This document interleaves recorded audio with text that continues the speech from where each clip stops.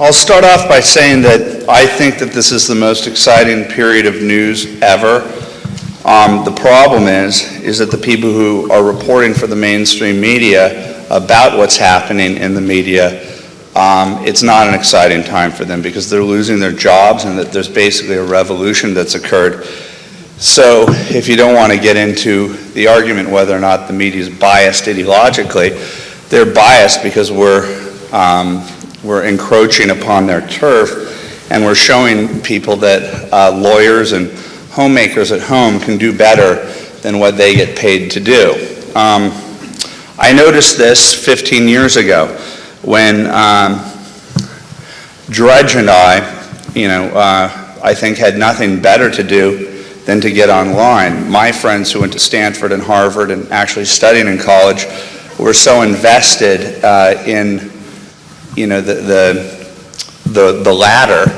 And Drudge and I screwed around in New Orleans for 4 years and I'm like, what do I want to do with the rest of my life? And then I got online. I said, I have nothing better to do than to be online and to be here at the very beginning. Very, very lucky. I've been doing this for 15 years because I screwed up in college. So when I go to colleges to give speeches, I said, drink. That's pretty... And I still do believe that that's somewhat, and I tell the parents when I talk to Lincoln clubs, I say you should give your kids an extra $50 a month to drink. And it's not, well, obviously there's the internet now, but if your kid can survive the indoctrination process in college, he or she will be okay. And that's obviously where the worst bias happens in the world. So anything to get you through those 4 to 6 or so years. So who remembers when Drudge first started out from around 1995 to 1998, 1999? I'd say actually until 2000, the first 5 years. Back then, I don't want to completely denigrate journalists because Bill Gertz is in the room. And to me, from 1995 to 1999, he was national security reporting in this country. So I will not say that, I will not paint with a broad brush that all mainstream media journalists are biased and don't go where the story is. It's just a rule that has served me well in this lifetime. The reaction to Drudge was near violent. I would say that the reaction to him was more violent than it was to that same collective body to, I don't know, 9/11. Think about it. Think about how the first instinct of the media is when it comes to us being attacked is to think, what did we do wrong? What did America do that is wrong? But when they see a threat like Matt Drudge coming along, there's no questions. He's guilty until proven innocent. Why? Because he's encroaching on their territory and, in essence, analyze what Drudge was doing, independent of a minuscule amount of original reporting. And that was, he had a single page that, in essence, was the front page of the newspaper. And all he was doing was reordering the front page of the newspaper, A1 through A35. And Drudge was finding stories on A35 and finding the 25th paragraph, finding a buried lead and turning it into a siren. And next thing you know, everything was, thrown, for a loop. And so people started going there. Not only was he reordering things, and in essence, one person's opinion. It's one person's opinion. They got so angry that one person was putting his opinion, and his opinion was just simply reordering what had previously existed in the mainstream media. But they were violently opposed to this. He was also becoming a kingmaker. And so there was a transitional phase, especially when the Clintons left office. And Drudge, I remember saying, the Clintons are just taking this new era personally. And I think he said that way back when, and now I realize I get what he was saying. The Clintons were smart people, and they knew how to control the media. They knew which people to be friends with. And then Drudge shows up, and he's basically saying, I'm not your friend, and I'm going to tell the truth about you, and I don't want to go to dinner parties with you at Sally Quinn's house and, become compromised. And so now I think people realize when the Clintons left office and they no longer had a staff of people out there to try and denigrate him because he had broken so many stories, Kathleen Willey and the Lewinsky story, I think that the press, which was highly invested in taking Drudge down, had only effectively built him up. They made him so big by attacking him, and then they realized, wait a second, my story does not exist if it isn't on the front page of Drudge. So overnight he goes from being the enemy of the media, and then they realize for their own self-preservation, they try to co-opt him, and I think that's probably why he doesn't come up to Washington or New York, because he doesn't want to be co-opted, and as is, it's 2010, he's an institution, and he's not co-optable. So what is it that I do that's different from Drudge? After 15 years of reading the news wires every single day, savant-like, getting into that Malcolm Gladwell, 10,000, 15 hours of doing something, you start to develop a savant-like skill set. And mine was to recognize, oh my God, these people really are biased. And it's an amazing skill. I think you all have it too. And I started to realize what we need to do is, the year 1995 to the year 2000 was a year in which if you could figure out how to do HTML and how to do FTP, and if you don't know what it is, you didn't do it, so you weren't online. And so we figured out basic technological things that allowed for us to become players in a period in which it wasn't available to the average person. But starting at around 2000, and Roger refers to it, when I'll say a week before 9/11, around that period of time, blog software became available where you could pretty much, with your toes, create a blog. You could just okay, there's andrewbreitbart.blogspot.com. All you did was fill in a form, said your name, said the background that you wanted. That transformed everything because it made it so that pretty much anybody could create a website in which they shared their favorite creme brulee recipes. Okay, so that was a huge technological advancement in which technology really did affect the expansion.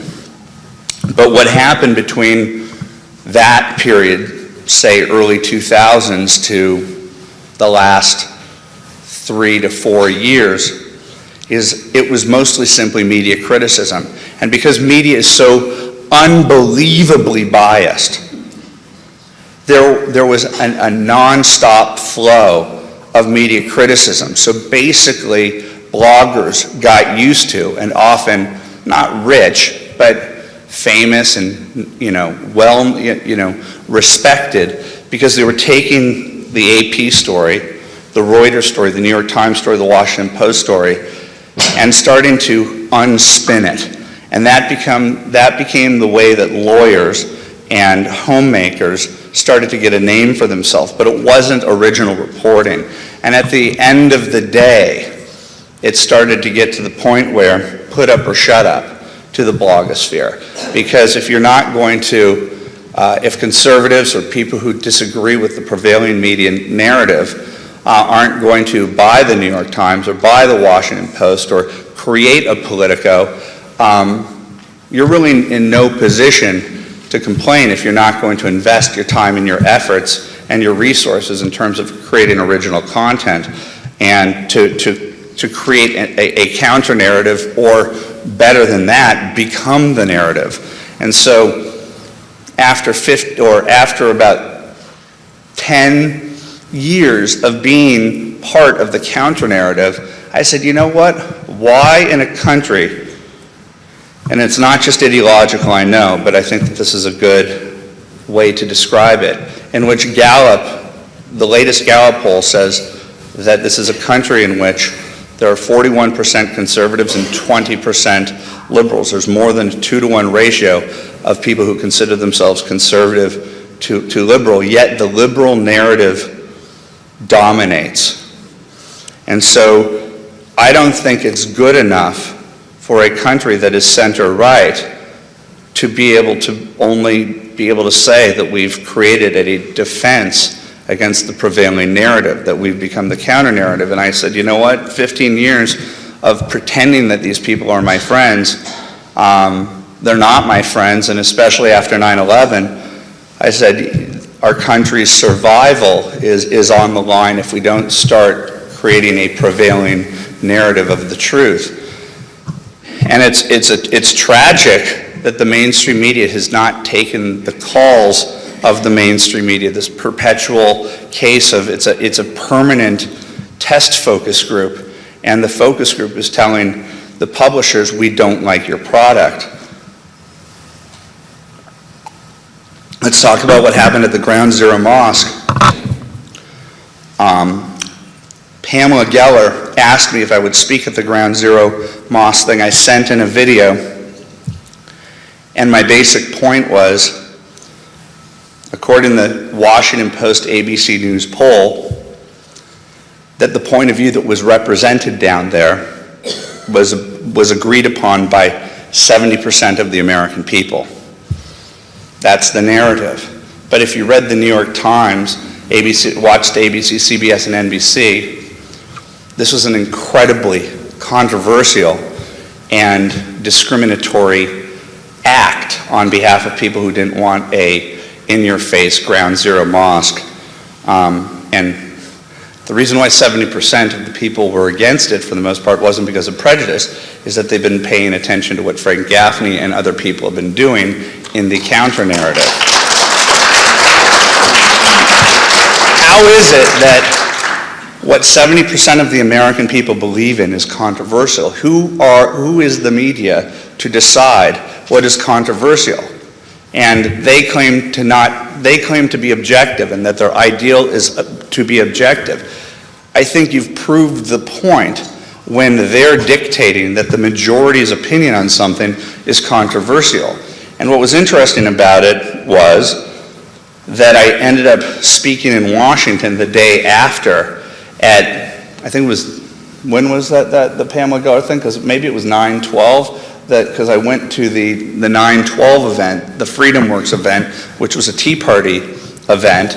And again, it was framed in the most controversial terms. The mainstream media has spent, who knows how many billions of dollars of resources to try and frame the majority limited government opinion as controversial and racist.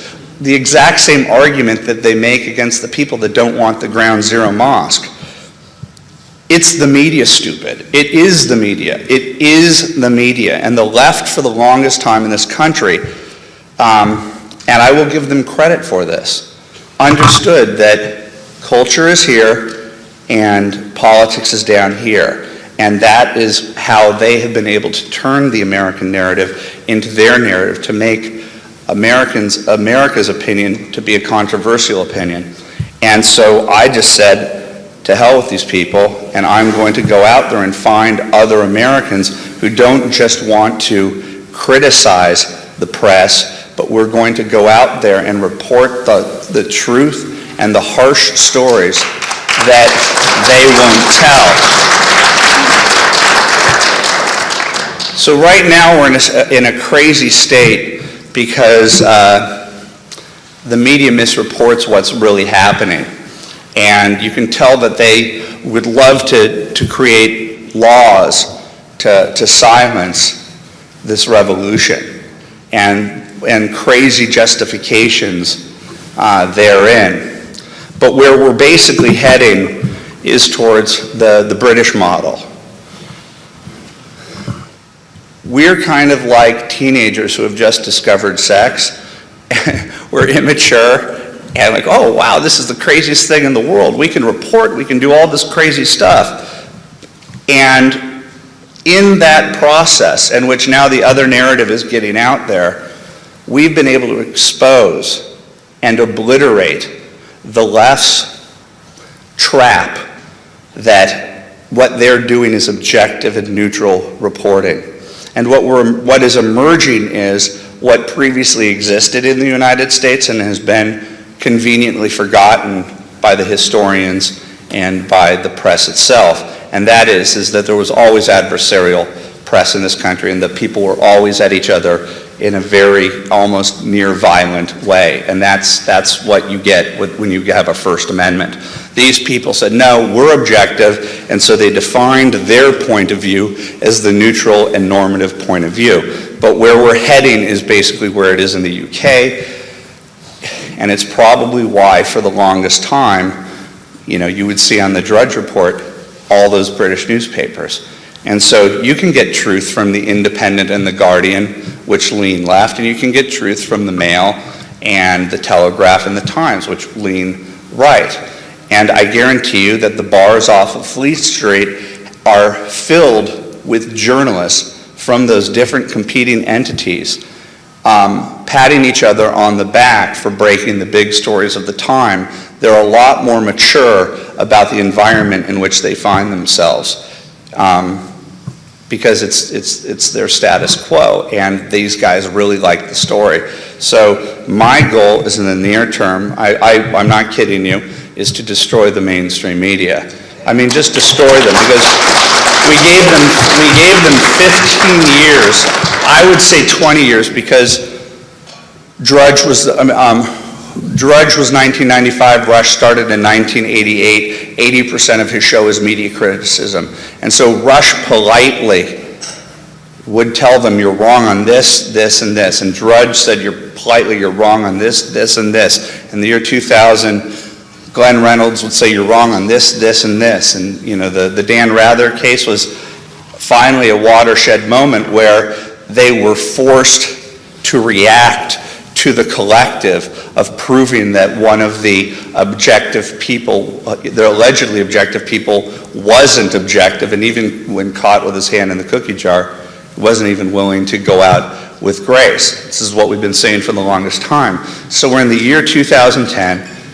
The external threat to America is as bad or worse, I would argue worse than it was before 9/11, and I would blame the press in this country. They are to blame.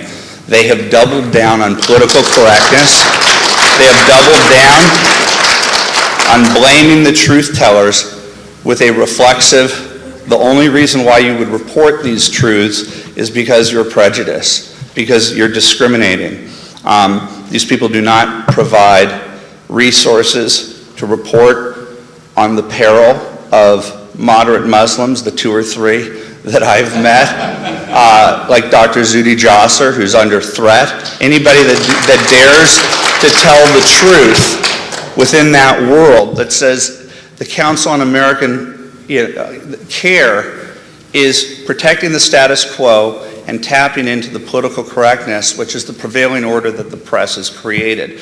We've given them way too long to correct themselves. And so when people say that, when my critics, who are the same critics that attacked Drudge for telling the truth and offering up, our opinions on things and reporting, can I wrap it up? Okay. I really could talk for forever. I love hearing my voice. I'm from LA. You could be narcissistic. It's sort of in the water. Anyway, the basic point is this. The counter-narrative people have been too polite. We've been too polite. We've tried to coax these people to be reasonable. They haven't been, and so do not cry when their businesses crumble. Do not cry when the New York Times goes under. Do not cry.